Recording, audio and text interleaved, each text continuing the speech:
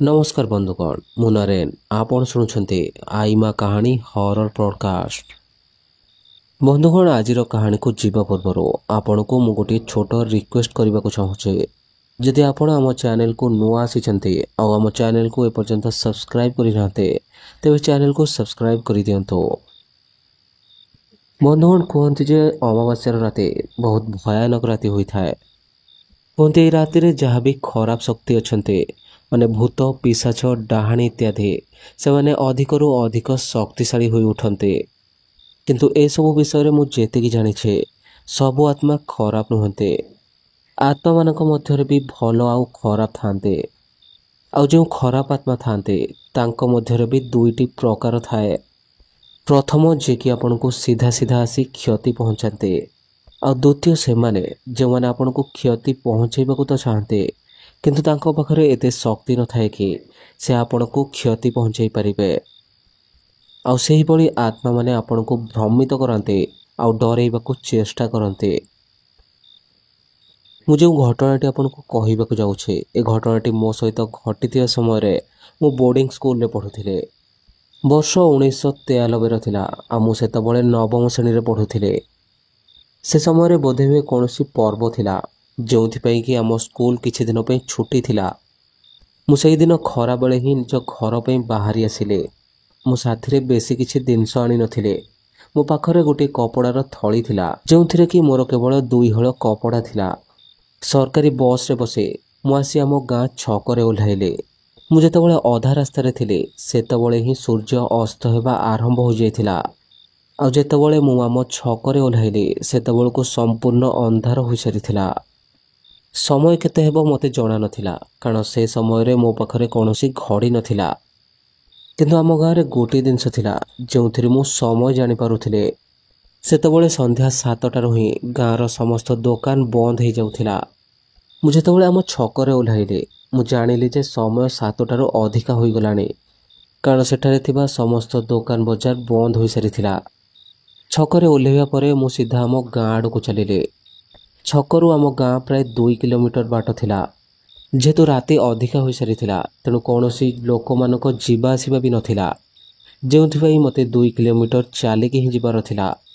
जेहेतु से दिन अमावास्या थिला तेणु आकाश रे जह्न मध्य नथिला जोंथिपाई सारा अंचल घन अंधार रे बुड़ी जाइथिला।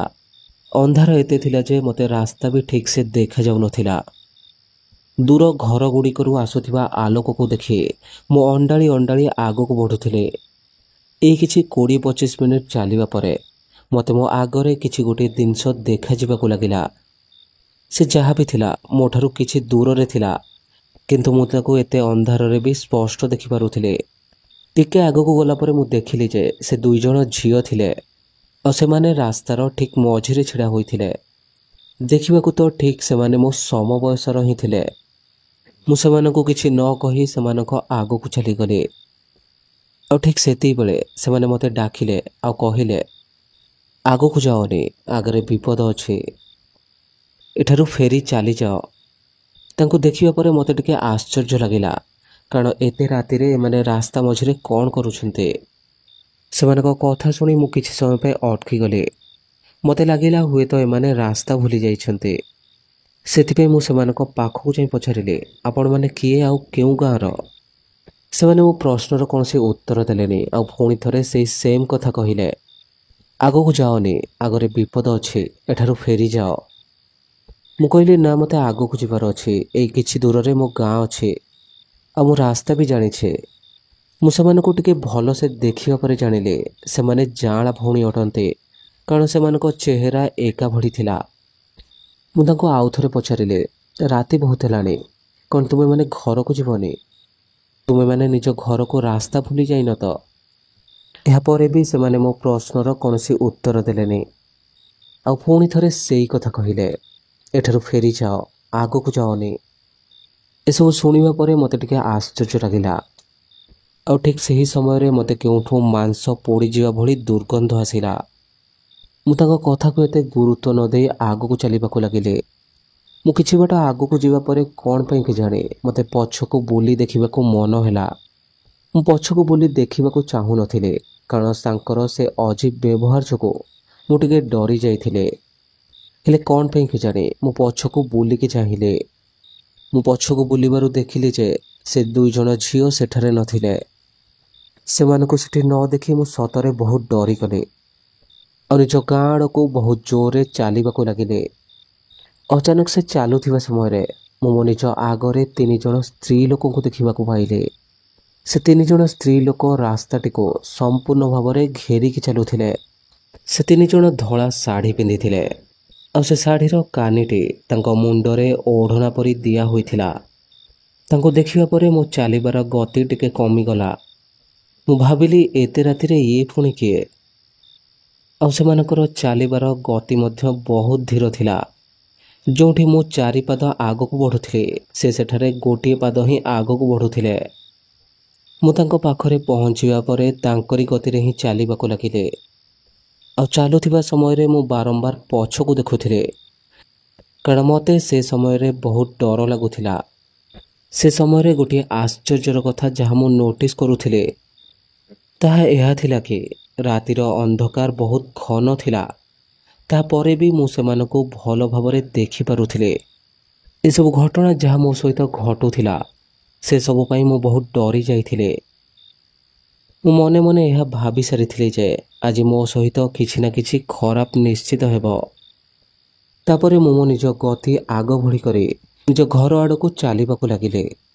ରାସ୍ତାର ଗୋଟିଏ ସାଇଡ଼କୁ ଯାଇ ସେ ସ୍ତ୍ରୀ ଲୋକମାନଙ୍କ ଆଗକୁ ଚାଲିଗଲି।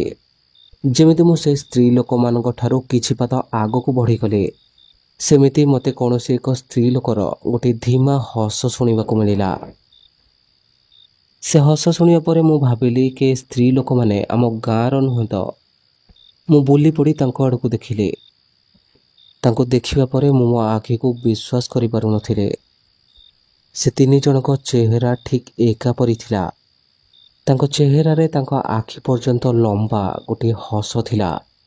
ସେମାନଙ୍କ ଆଖି ଏକଦମ ସଫା ଧଳା ରଙ୍ଗର ଥିଲା ଆଉ ସେମାନେ ମୋ ଆଡ଼କୁ ଦେଖି ହିଁ ହସୁଥିଲେ।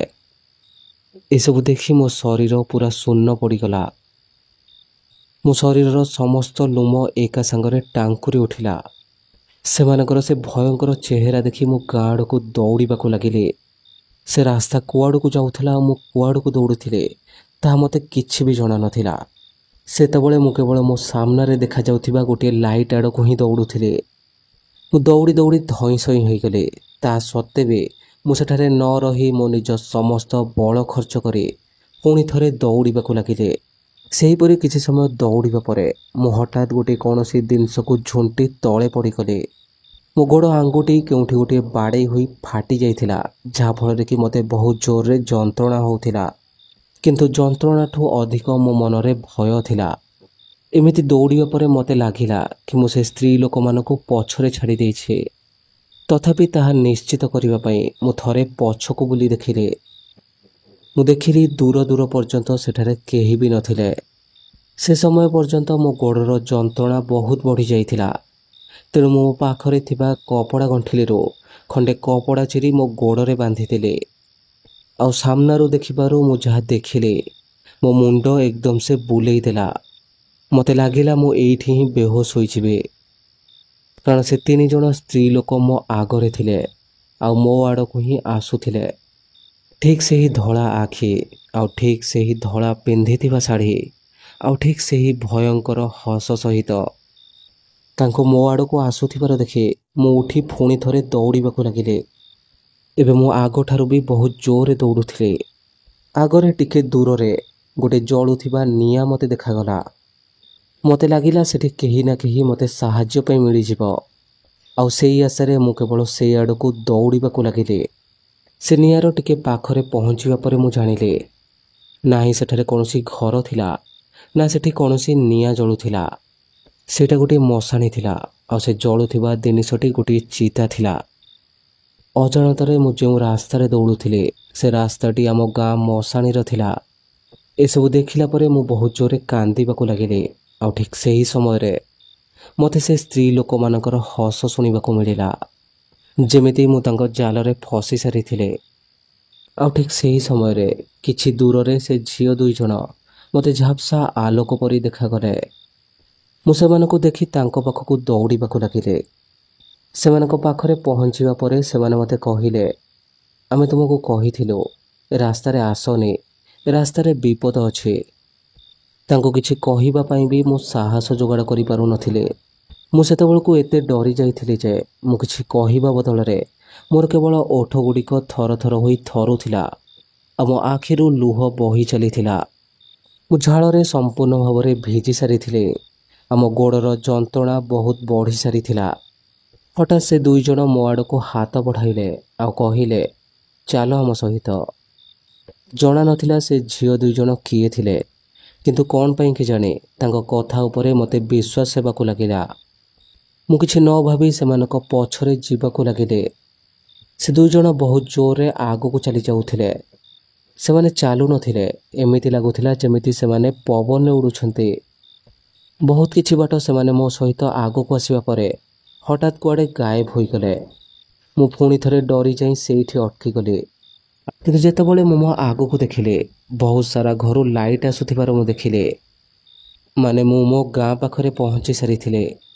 ତଥାପି ବି ମୁଁ ଦୌଡ଼ି ଦୌଡ଼ି ନିଜ ଘର ଆଡ଼କୁ ଚାଲିଲି। ଯେମିତି ମୁଁ ଘର ପାଖରେ ପହଞ୍ଚିଲି, ମୁଁ ଦେଖିଲି 3ଟି ଧଳା ବିଲେଇ ଠିକ୍ ମୋ ଘର ଆଗରେ ବସିଛନ୍ତି।